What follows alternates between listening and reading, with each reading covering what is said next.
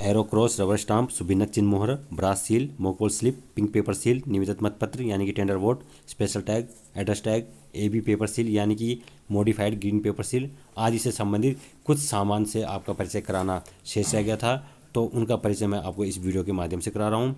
तो नमस्कार साथियों, मैं हूं किशोर बिडालिया और स्वागत है आप सभी का आपके अपने YouTube channel Bidalia A to Z online forms में। तो साथियों, जो साथी पहली बार मेरे इस वीडियो को देख रहे हैं वे साथी कृपया चैनल को सब्सक्राइब जरूर कर दें, क्योंकि समय समय पर मैं इसी प्रकार के ज्ञानवर्धक या नॉलेजेबल वीडियो अपलोड करता रहता हूं। चुनाव समाप्त होने के बाद मैं इनकम टैक्स आदि से संबंधित वीडियो इसमें अपलोड करता रहूँगा, जो कि आपके काफ़ी काम आने वाले हैं। तो इसलिए आप इस वीडियो को साथ में लाइक, शेयर और सब्सक्राइब करने के साथ साथ में जो भी शंकाएं होंगी उसे कमेंट बॉक्स में कमेंट जरूर करिएगा। तो आशा है कि आपको मेरे वीडियो अन्य वीडियो की भांति पसंद आ रहे होंगे। धन्यवाद। नोट: यह वीडियो चुनाव ड्यूटी में नियुक्त कर्मचारियों को मात्र जानकारी प्रदान करने के उद्देश्य से बनाया जा रहा है। इस जानकारी को अंतिम न समझा जाए। किसी भी प्रकार के संशय की स्थिति में भारत निर्वाचन आयोग की गाइडलाइंस, नियम व अपडेट को ही अंतिम माना जाए। धन्यवाद। साथियों नमस्कार। कुछ सामान जो कि परसों मैंने आपको वीडियो में रूबरू कराया कुछ सामान से, उसके अलावा जो सामान हमें दूसरे दिन मिला उससे यहाँ पे आपको परिचित कराता हूँ कि ये क्या क्या सामान है।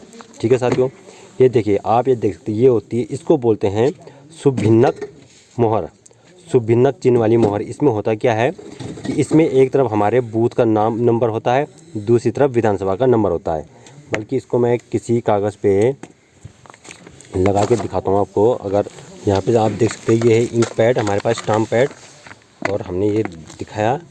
और चूँकि हर चीज़ आपको पता होनी ज़रूरी है, तो आप यहाँ पे देख सकते हैं हमने इसको इस प्रकार से लगाया।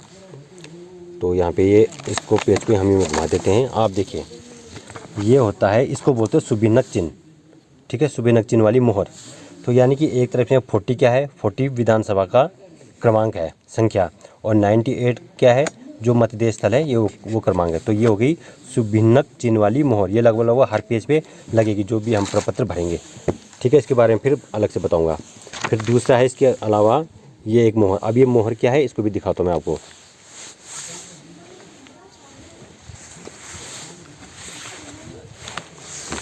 अब ये मोहर जो है ये देखिए, मॉक पोल की जो पर्ची होती है, ठीक, मॉक पोल की पर्ची पे ये मोहर लगेगी।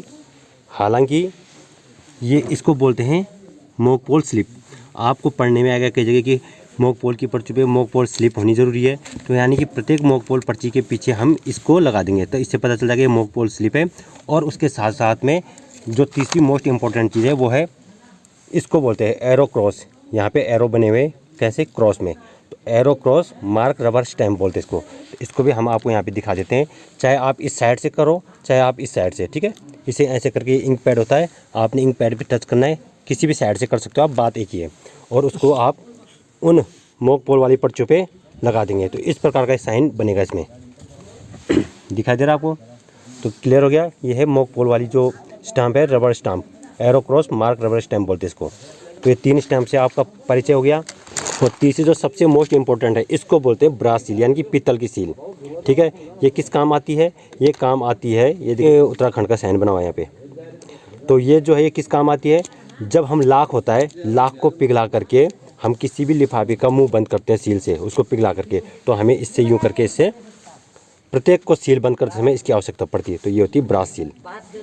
ठीक है, आपको इन सील से परिचय हो गया। अब अगला है, ये होती है पिंक पेपर सील। ठीक है साथियों, ये है पिंक पेपर सील। ये हमें 2 प्रति में मिले हैं और इस पर एक क्रमांक देख सकते हैं आप, इनके सीरियल नंबर है। जब हम इनका विवरण भरेंगे तो उसमें हम ये बता सकते हैं कि पिंक पेपर सील है और इसका क्रमांक ये है H882384, और एक दूसरा है उसका क्रमांक इसी के नीचे है। अब होता क्या है कि इसको हमने किस पे लगाना है, तो जो हमें प्लास्टिक का बॉक्स मिलेगा, हालांकि अभी इसमें बहुत सारे सामान है, आप ये देख सकते हैं, इसके अंदर अभी बहुत सारे सामान है। लास्ट में हमने इसी प्लास्टिक बॉक्स के अंदर एक काला लिफाफा रखना है मॉक पोल की पर्चियों का, और इसी को हमने इस पर लपेट देना है इसको। अब देखो, एक बात बताता हूँ, कई लोग कह रहे हैं कि लपेट के तो फिर ये खिसक जाएगा। तो यहाँ पर मैं आपको दिखाना चाहता हूँ कि ये जो है वैक्स वाली, तो देखिए साथियों, ये वैक्स वाली है। इसका जो वैक्स है, नीचे वाला वाइट पेपर, हमने इसको कंप्लीट हटाना है। देख रहे हैं आप? जब हम इसको हटाएंगे तो फिर इसको हम जो है इस पर कम्प्लीटली जो है हम इसको चिपका देंगे। आप ये देख सकते हैं यहाँ पे हम इसको लपेट रहे हैं। अभी तो इसके बीच में गैप दिखाई दे रहा है, तो इसी के ऊपर से लपेटते हुए लाना है इसको और वो वैक्स को हटाना है नीचे वाले पेपर को। तो ये सारा का सारा कम्प्लीटली चिपक जाएगा हर एंगल से, चारों तरफ से, तब ये कहीं नहीं खिसकेगा। कुछ लोगों के मन में डाउट था, वो क्या कर रहे थे कि वो इसको ऐसे लपेट करके यहाँ पे गोंद से चिपका दे रहे थे। इसको हमने गोंद से नहीं चिपकाना। यदि हम गोंद से चिपकाएंगे तो पर्टिकुलर इसी हिस्से पे चिपकेगा, बाकी हिस्सा इसके नीचे गैप होगा, इसको खिसकाया जा सकता है यूँ करके तब। तो इसके लिए हमने क्या करना है, जो मैं पहले बता चुका हूँ, इसके वैक्स को अलग करना है, इस वाले वैक्स को, और कम्प्लीटली सारा वैक्स को अलग करना है, और तब पूरा का पूरा चिपकते हुए जाएगा और ये सारा का सारा यहाँ पे चिपक जाएगा। तो ये है पिंक पेपर सील कहते हैं। ये 2 मिली हैं, एक यूज़ हो जाएगी, एक अप्रयुक्त। तो जो अप्रयुक्त है उसके लिए अलग से लिफाफा है, उसमें वो चले जाएगा। और इसके अलावा अन्य चीज़ हमको मिली, ये है अमिट स्याही, इसको बोलते हैं अमिट स्याही। इसकी जो है 2 शीशियाँ मिली हैं हमें, मतलब प्रत्येक पार्टी को 2 शीशी मिलती है अमिट स्याही की, ठीक है। और ये स्टाम्प, बैंगनी स्टाम्प पैड, तो ये हो ही गया है। फिर जो 2-3 चीज़ें और बच गई हैं, इसको बोलते हैं special tag. Special tag means जो कंट्रोल यूनिट के क्लोज बटन को कवर करते हुए लगाया जाता है, तो ये होता है वो स्पेशल टैग। अब आप इस स्पेशल टैग में देख सकते हैं, यहाँ पे ये, इस पर भी हमने कंट्रोल यूनिट का क्रमांक लिखना है, ठीक है साथियों। यहाँ पर आप देख सकते हैं, ये जो ऊपर बना हुआ है CU ID नंबर, जो कंट्रोल यूनिट पे जो CU का नंबर होता है वो हमने यहाँ पर एंटर करना है, और जो सीरियल नंबर होता है इसको भी हमने नोट करना है अलग से, ठीक। और इसके पीछे साइड में, बैक साइड में, यहाँ पे हमने बैक साइड में अभिकर्ताओं के और पीठासीन ने अपने हस्ताक्षर भी करने हैं।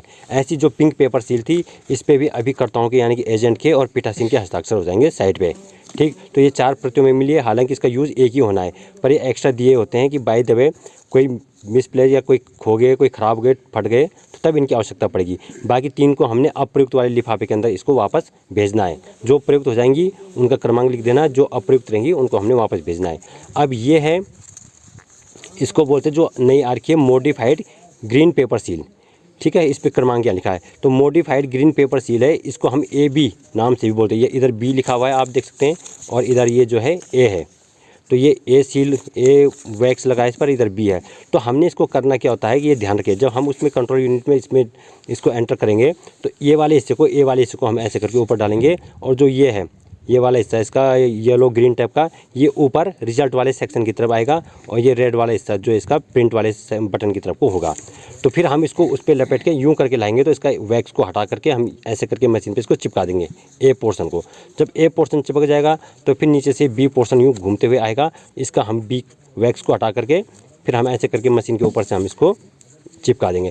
जैसे हम चिपका देंगे तो आप यहाँ पे देख सकते हैं इसका क्रमांक भी दिखाई दे रहा है, और हम इसके क्रमांक को नोट कर देंगे, इधर हस्ताक्षर कर देंगे पहले ही, चाहे अंदर की साइड में कर लो, चाहे इधर की साइड में हस्ताक्षर कर लो, पीठासीन एवं मतदान अभिकर्ता। तो ये भी हमको 4 मिले हुए हैं। तो इसको बोलते हैं ग्रीन पेपर सील, या फिर मॉडिफाइड ग्रीन पेपर सील, या AB सील। 3 प्रकार से आप इनके नाम से भ्रमित मत होना, 3 प्रकार से इनके नाम है। और ये है एड्रेस टैग, एड्रेस जिसका मतलब होता है कि पता, ठीक है। तो एड्रेस टैग ये मिले हमको 20 मात्रा में। अब इसमें क्या क्या लिखना होता है, तो आप देख सकते हैं यहाँ पे संसदीय क्षेत्र का नाम आ जाएगा, यहाँ पे CUV, जिस पे लगाएंगे, हम एक कंट्रोल यूनिट पे लगाएंगे तो उसके CU का यहाँ पे क्रमांक लिख देंगे, ठीक है।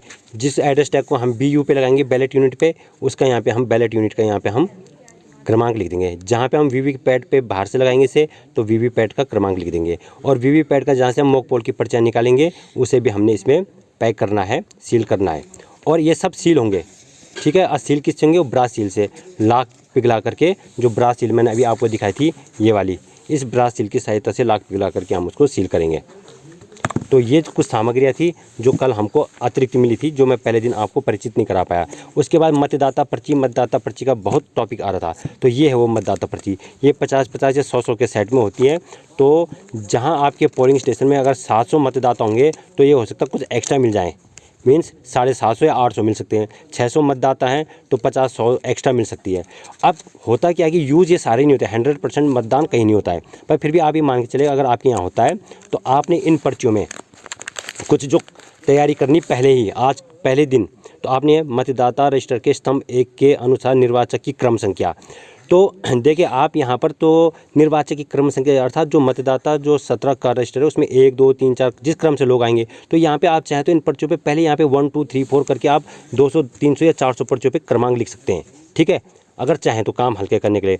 अदरवाइज वहीं पे एक लिखने में कितना टाइम लगता है, एक लिख दिया, 2 लिख दिया।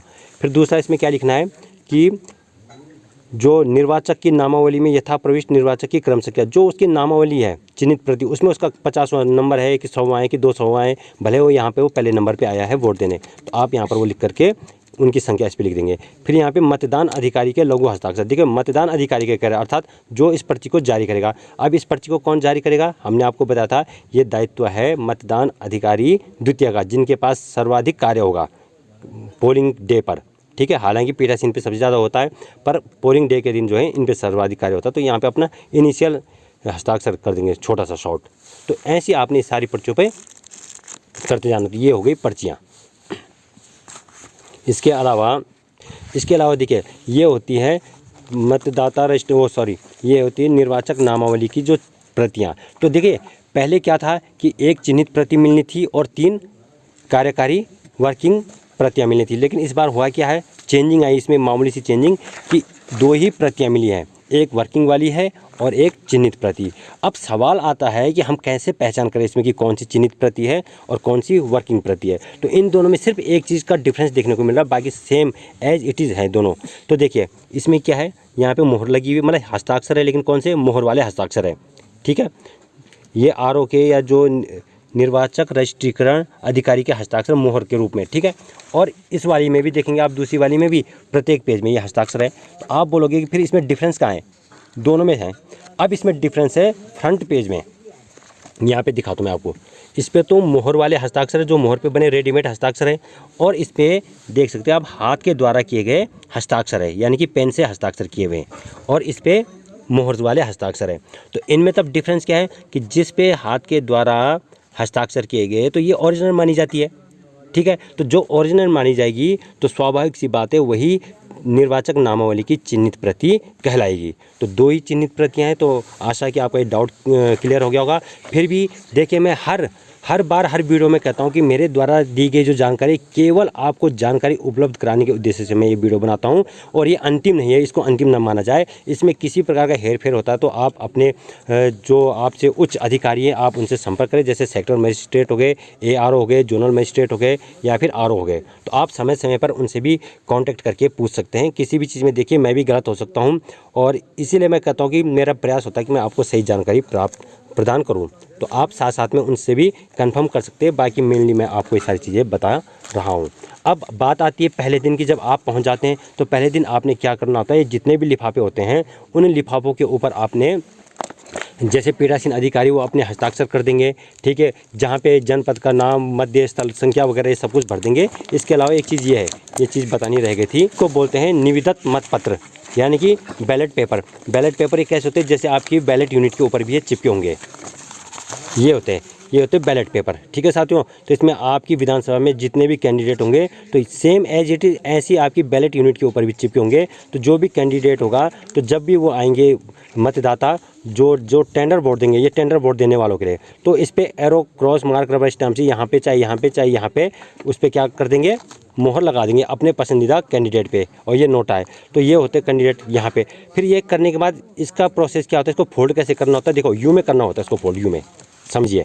यू में फोल्ड करने का एक रीज़न है, उसका रीज़न ये है कि जो हमने यहाँ पे निशान लगाया, यदि हम इसको इधर को फोल्ड करेंगे तो वो निशान इधर ही छपेगा, तो कोई बात नहीं, तो वो वैलिड माना जाएगा किसी पे भी। ठीक है, और यदि हमने यहाँ पर वो लगा दिया या हमने पहले वाले पे लगा दिया और हमने इसको फोल्ड कर दिया यू में, तो वो निशान इस वाले पे भी अंकित हो जाएगा, तो तब ये इनवैलिड माना जाएगा। तो हमने ये ध्यान देना है कि जो भी निविदत मतपत्र होता है इसको हमने इस प्रकार से फोल्ड करना है, हमने इसको इस प्रकार से फोल्ड करना है। उसके बाद तब हम इसको बीच में से सेकंड फोल्ड यू में कर सकते हैं। ठीक है, इस प्रकार का फोल्ड करके तब आप देख सकते हैं हम इसको सीधे सीधे जमा कर देंगे। किसमें, जैसे एक पत्र को दिखाता हूँ मैं, यहाँ पे 4-5 मिनट करेंगे फोल्ड करना। पहले इसको बीच में से हम इधर को फोल्ड करेंगे, और जब ये फोल्ड हो जाएगा इसके बाद बीच में से हम इधर को फोल्ड कर देंगे इसको। जी हाँ, तो इस प्रकार से फोल्ड होके तब इसको हमने रखना है लिफाफे में। तो तो वो पीठासीन अधिकारी को दे देंगे और फिर इसको हमने रखना है लिफाफे में। लेकिन ये नील ही जाएगा जहाँ तक है। ये चैलेंज वोट ये टेंडर वोट उनके लिए होता है कि जिनके जगह में किसी ने पहले ही फर्जी वोट दे दिया है, तब वास्तविक मतदाता आके इसमें देता है। लेकिन जब एजेंट हमारे साथ होंगे पीछे, तो प्रत्येक की पहचान करेंगे, तो इसलिए ये फर्जी वोट पड़ेगा ही नहीं, तो इसकी वजह से आवश्यकता पड़नी है नहीं। अब इसके बाद लिफाफे इत्यादि के कार्य होंगे पहले दिन और उनको सबको भरा जाएगा। तो धन्यवाद साथियों, क्योंकि यहाँ पे नेटवर्क भी नहीं है, वरना मैं टाइम पर वीडियो अपलोड करता, फिर मैं प्रयास कर रहा हूँ कि आपके लिए आसानी हो सके। और मैं ज़्यादा एडिटिंग नहीं कर रहा हूँ आप वीडियो में, सीधे अपलोड कर रहा हूँ, आप लोगों के लिए आसानी हो सके, टाइम नहीं आप तक ये वीडियो पहुँच सके। धन्यवाद।